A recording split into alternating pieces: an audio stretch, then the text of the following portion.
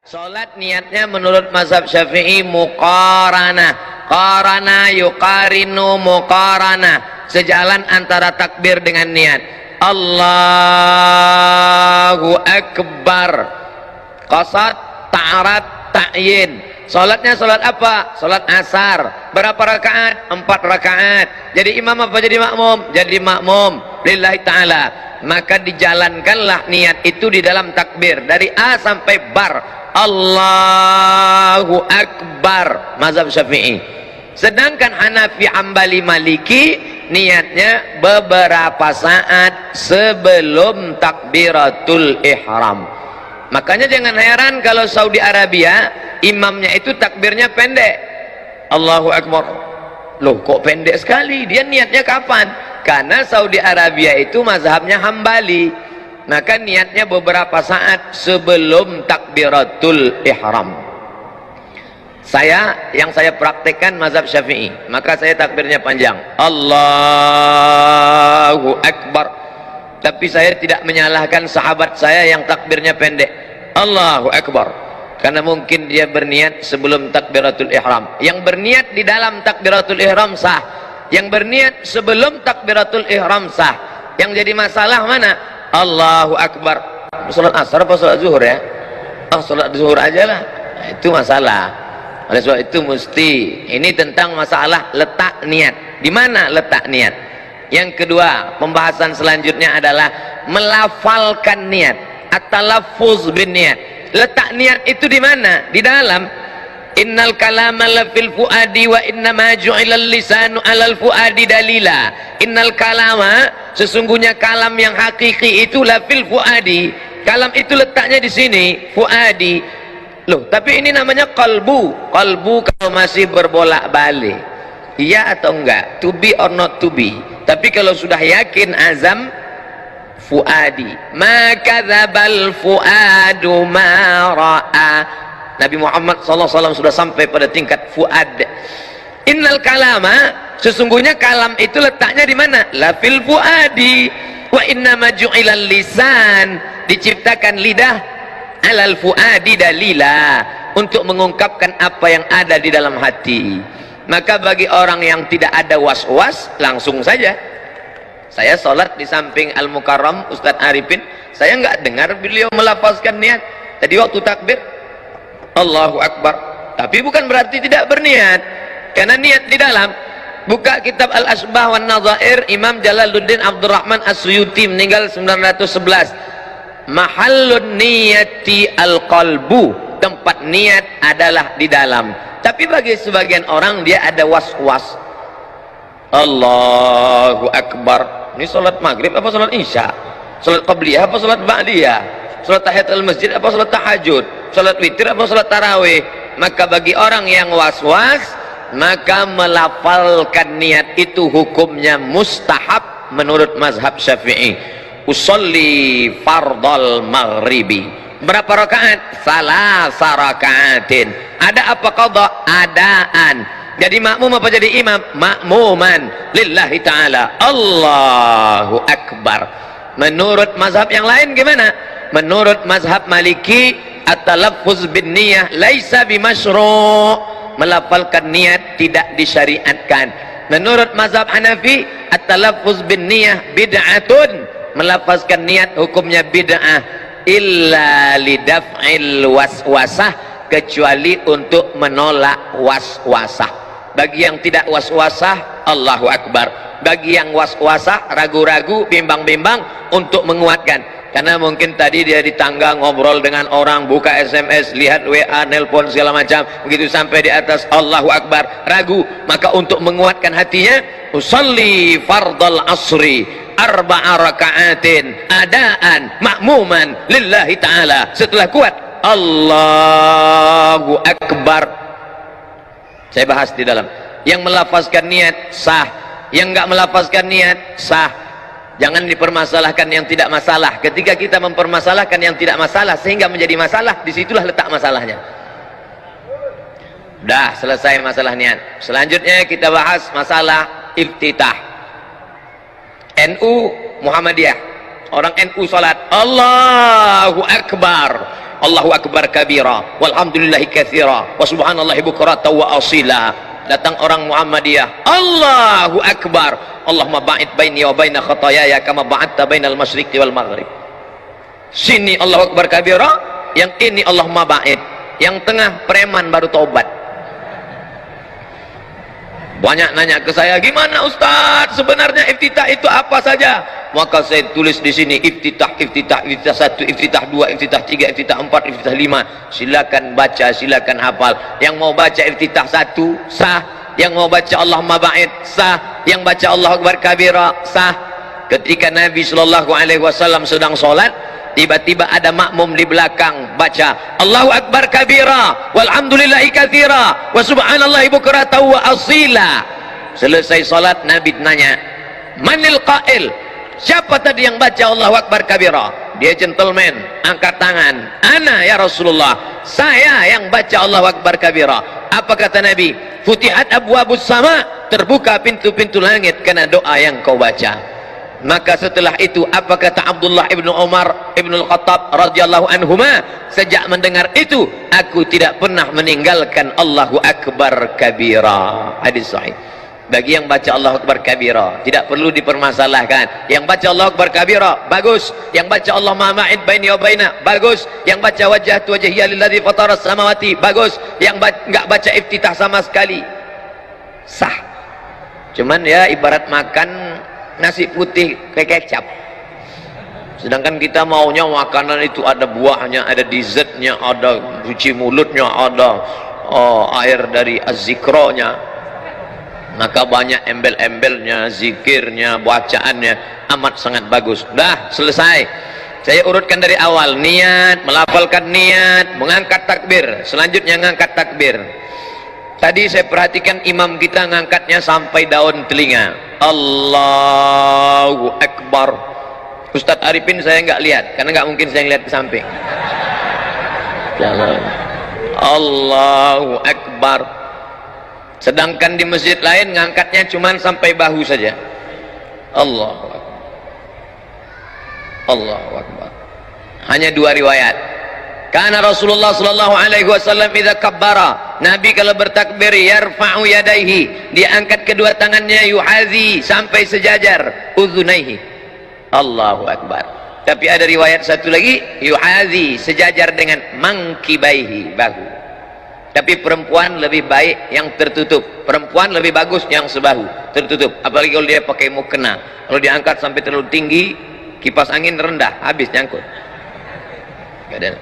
Allahu akbar. Sedangkan laki-laki pilihannya 2, sampai daun telinga Allahu akbar, atau sampai bahu Allahu akbar. Yang enggak ada dalil Allah, dia sangka makin angkat tinggi makin banyak pahalanya.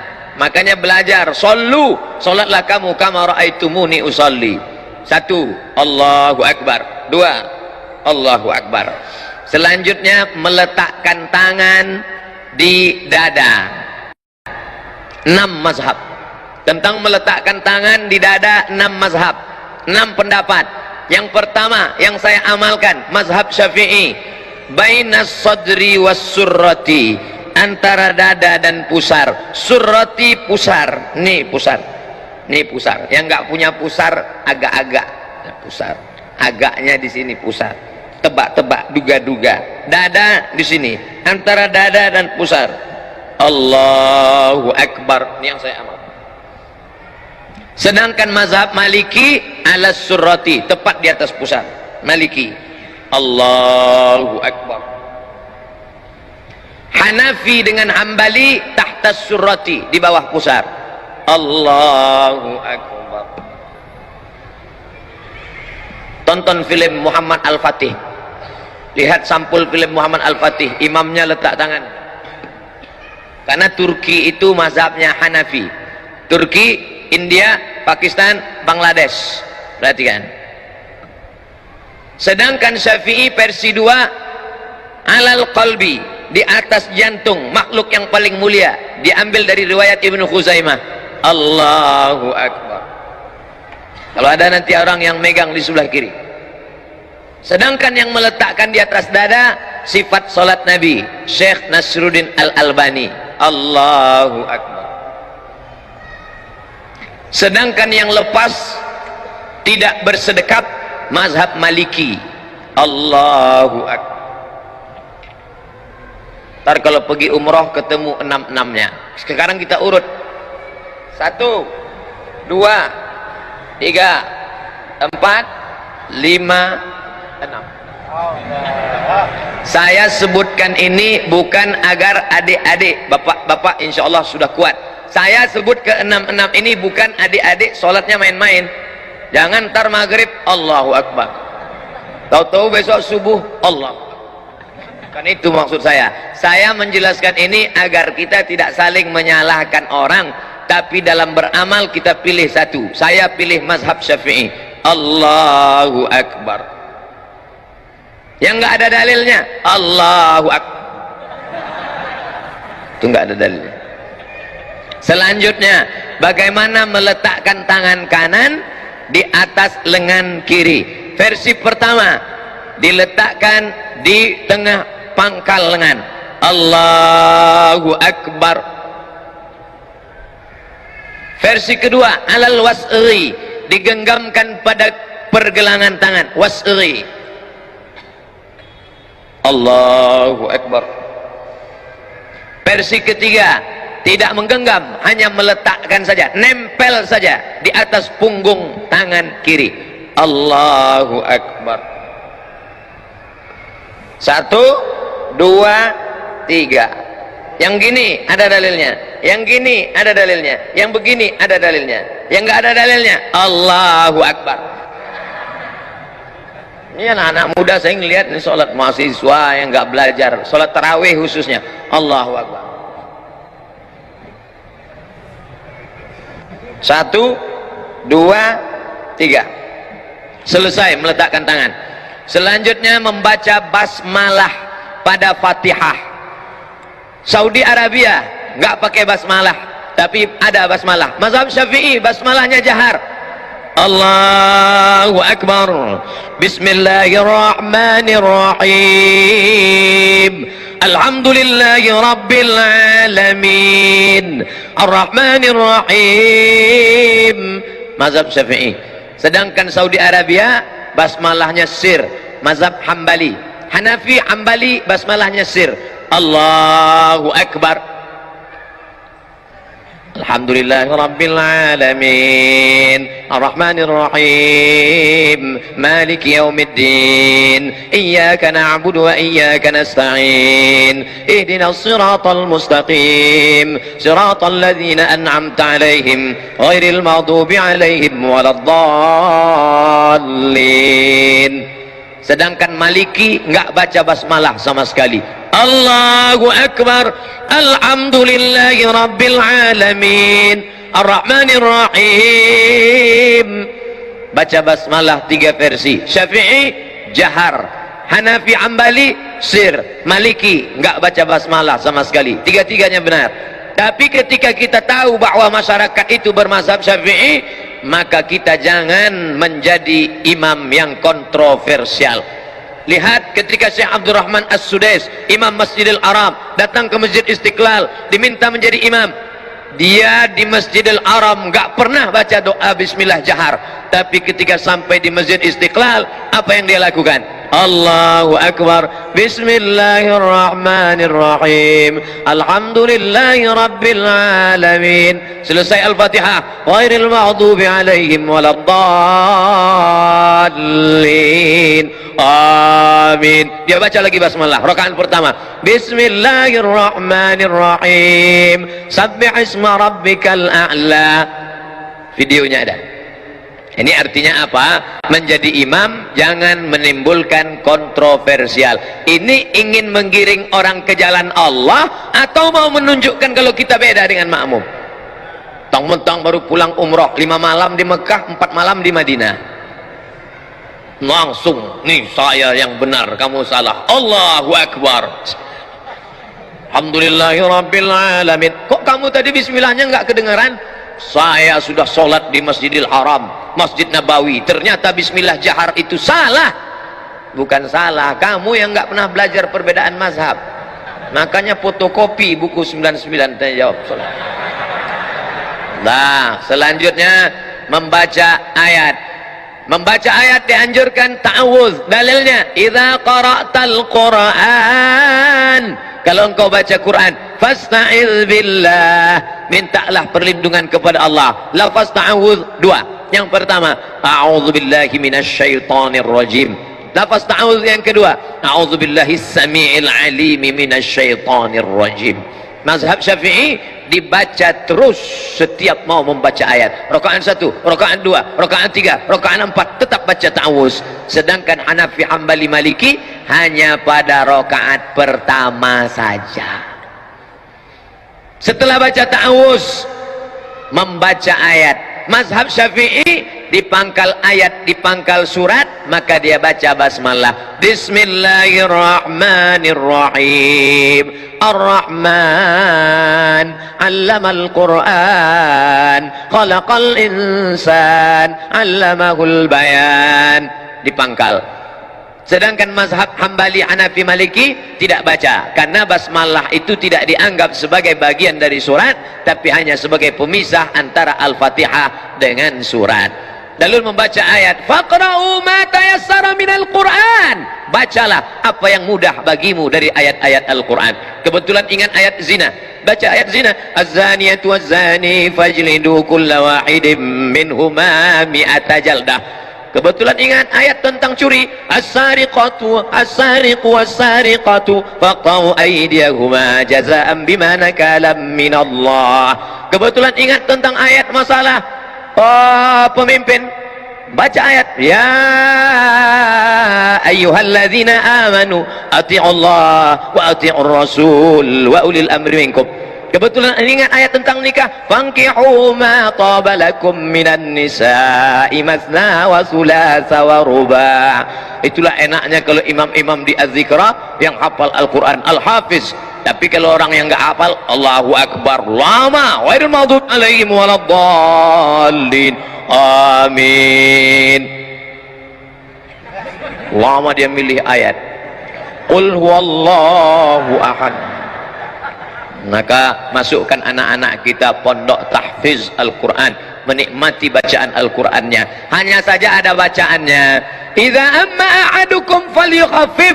Kalau kamu jadi imam maka pendekkan bacaannya, karena di belakang itu ada anak yang sedang masih kecil, ada ibu hamil, ada orang yang sudah tua renta nggak sanggup berdiri, dan ada orang zul hajati, orang yang ada hajat mau cepat pergi. Maka jangan panjang-panjang. Tapi standar panjang pendek itu apa? Panjang itu standarnya apa? Pendek itu standarnya apa? Datang Imam An-Nawawi dari kalangan mazhab Syafi'i, meninggal tahun 676, disebutkannya dalam kitab Al-Azkar. Kata Imam An-Nawawi, dari surat Al-Hujurat sampai Amma Yatasa'alun itu panjang. Kira-kira 1 lembar sampai 1 lembar setengah, 3 halaman. Panjang. Dibaca pada sholat subuh dan sholat zuhur. Sedangkan dari surat An-Naba sampai Ad-Duha itu sedang, dibaca pada sholat asar dan sholat isya. Sedangkan yang pendek adalah dari Wadduha sampai An-Nas, itu dibaca pada sholat maghrib. Jadi kalau pada sholat subuh ada imam baca Al-Waqi'ah, idza waqa'atil waqi'ah laisa liwaq'atiha kadzibah. Makmum nggak boleh unjuk rasa.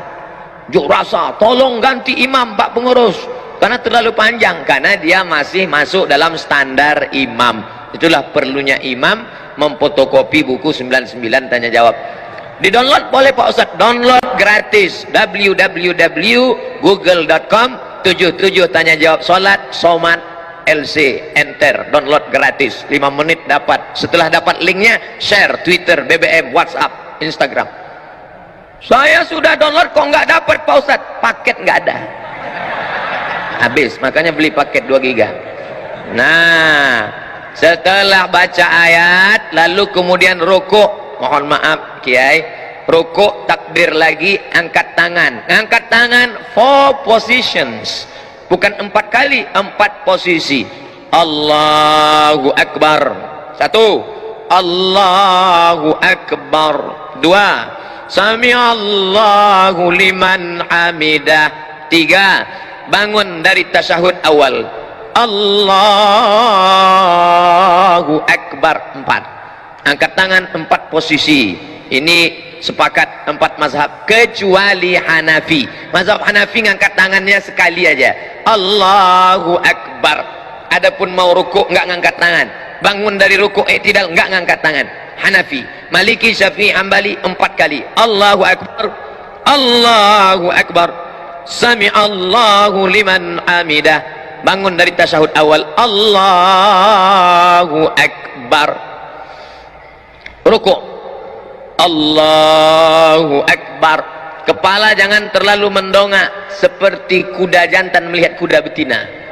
Jangan terlalu menunduk seperti sapi ketemu rumput, tapi datar. Andai diletakkan bejana mangkok di atas, maka tidak tumpah saking datarnya. Subhana rabbiyal azim wa bihamdih, subhana rabbiyal azim wa bihamdih, subhana rabbiyal azim wa bihamdih. Saudara kita yang dari Muhammadiyah ngambil riwayat yang enggak pakai wa bihamdih, subhana rabbiyal azim, subhana rabbiyal azim, subhana rabbiyal azim, enggak pakai wa bihamdih. Ada lagi bacaan rukuk, ada subuhun qudus rabbul malaikati waruh. Ada lagi subhanakallahumma wa bihamdika asyhadu an la ilaha illa anta allahumma rabbighfirli. Ada saya tuliskan beberapa bacaan-bacaan rukuk.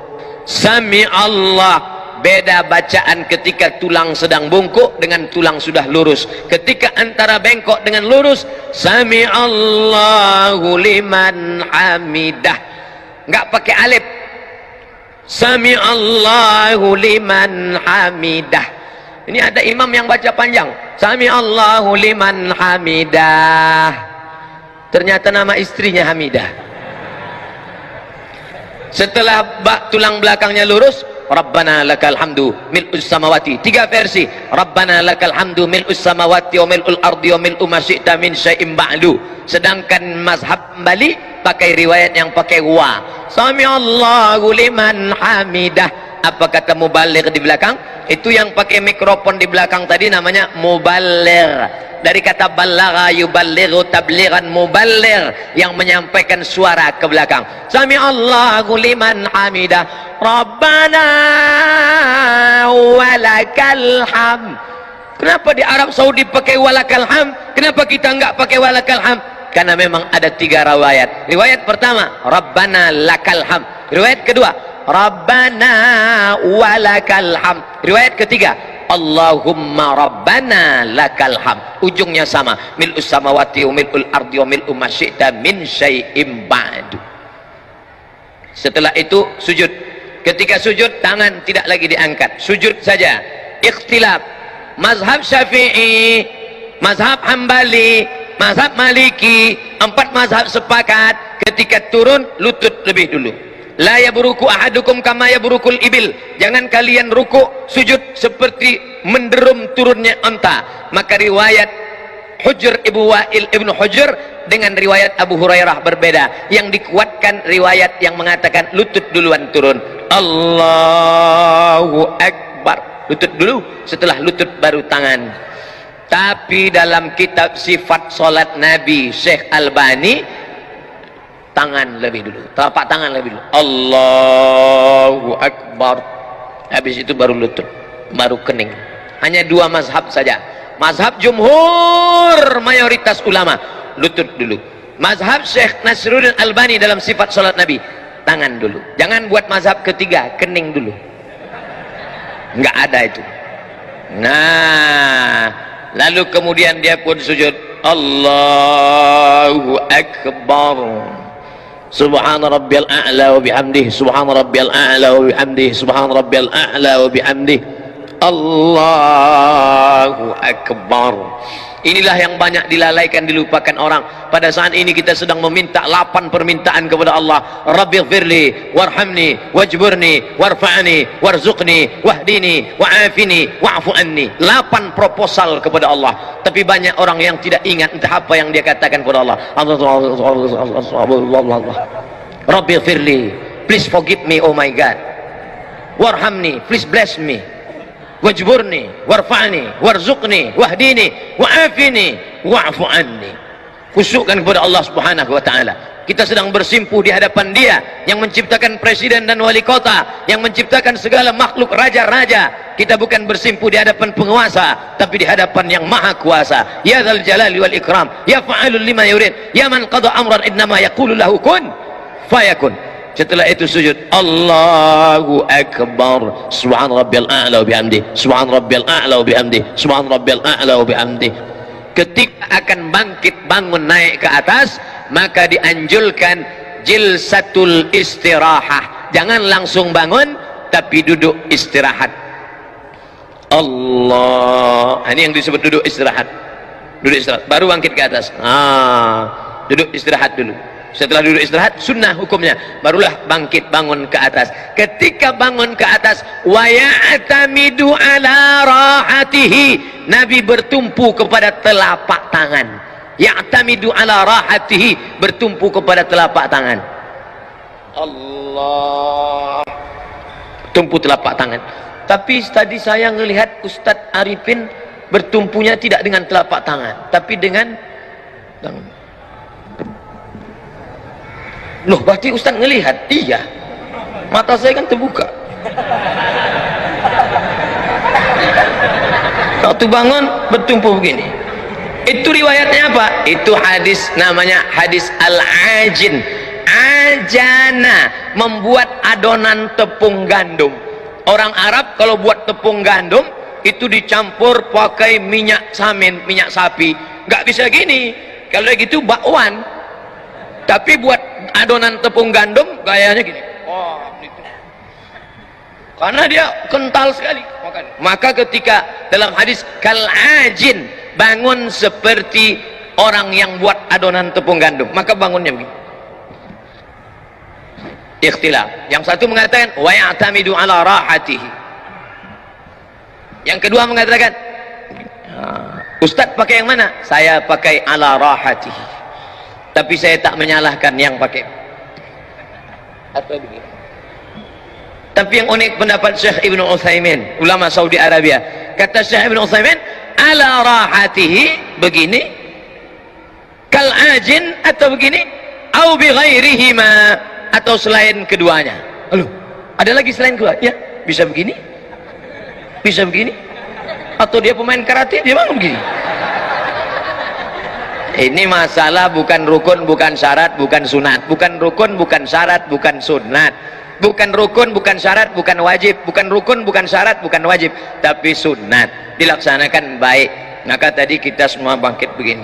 Andai orang tidak pakai duduk istirahat, ya nggak apa-apa, bangun dia langsung Allahu Akbar, boleh. Karena Nabi pun pernah melakukan itu ketika masih muda. Tapi ketika badannya sudah berat, maka dia pakai duduk jilsatul istirahah. Saya tidak urutkan rakaat 1, rakaat 2, rakaat 3, enggak. Kita hanya membahas yang ada masalah khilafiyah. Adapun yang enggak ada masalah, maka tidak kita permasalahkan. Lanjut tasyahud.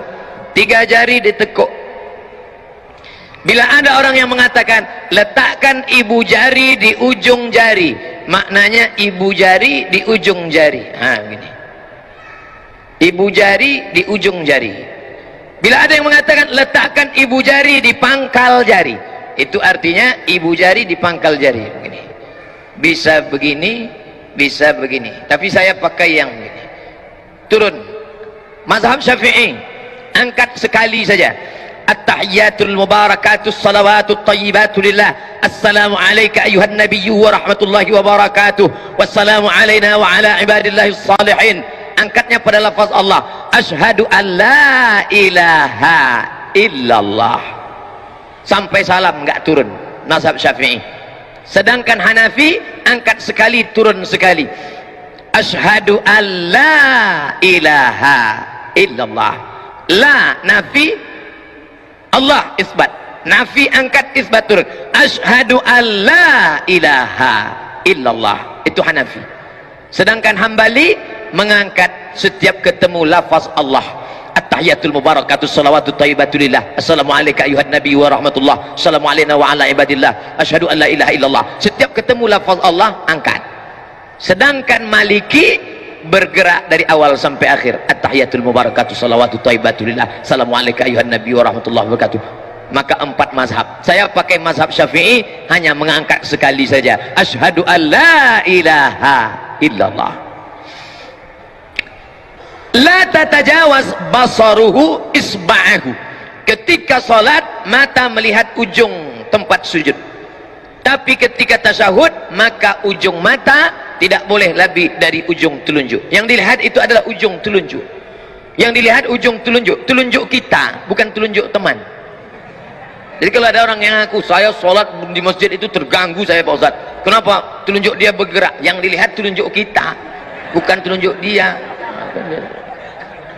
Saya nggak pernah terganggu dengan telunjuk orang, paling terganggu dengan batu cincin. Sungai Dareh. Ustadz nyindir cincin ya? Enggak, saya pakai cincin. Kecuali saya nggak pakai, baru nyindir, saya pakai. Apa hukum pakai cincin? Sunnah. Nabi pakai cincin. Lihat Habib Rizik, lihat Habib Umar bin Hafiz, lihat Habib Ali Zainal Abidin, pakai cincin di kelingking sebelah kanan. Allahu Akbar. Maka cuman saya terlalu kecil, takut pas gini jatuh. Maka saya, bagus. Nabi cincinnya tertulis Muhammad Rasulullah, Muhammad di bawah, Rasul di tengah, Allah di atas, Muhammad Rasulullah. Bagus adik-adik yang punya cincin. Makanya sebenarnya sekaligus stempel. Nabi nggak bisa tanda tangan, maka setiap stempel langsung. Ini Bapak Kepala Dinas, Pak RT, Pak RW, bagus buat stempel. Mana yang mau ditanda tangan? Nih. Ketemu di lampu merah pun bisa. Ini Pak RT ya, sebentar. Hanya saja kalau ada tulisan Allahnya nggak boleh dibawa masuk WC. Makanya Nabi kalau mau masuk WC, kamar mandi, cincinnya dibuka. Nabi masuk ke dalam, kemudian keluar, cincinnya masih ada. Itu beda dengan kita. Sendal aja hilang, apalagi cincin. Nah, fil alamina innaka hamidum majid. Cukup, tapi kita nggak mau sekedar cukup. Allahumma ighfir lima qaddamtu wa ma akhartu wa ma asrartu wa ma a'lantu wa ma asraftu wa ma anta a'lamu bihi minni antal muqaddimu wa antal muakhiru la ilaha illa anta subhanaka inni kuntu minaz zalimin. Tambah lagi hadis riwayat Muslim, 4 permohonan. Allahumma inni a'udzubika min azabi jahannam wa min azabil qabri wa min fitnatil mahya wal mamat wa min syarri fitnatil masiihid dajjal. Assalamualaikum warahmatullah. Mohon maaf Kiai, ketika Nabi mengucapkan salam, sahabat melihat di belakang. Apa kata sahabat? Kami melihat bayadha khaddihi, putih pipi Nabi. Assalamualaikum warahmatullah. Assalamualaikum warahmatullah. Artinya apa? Gerak lehernya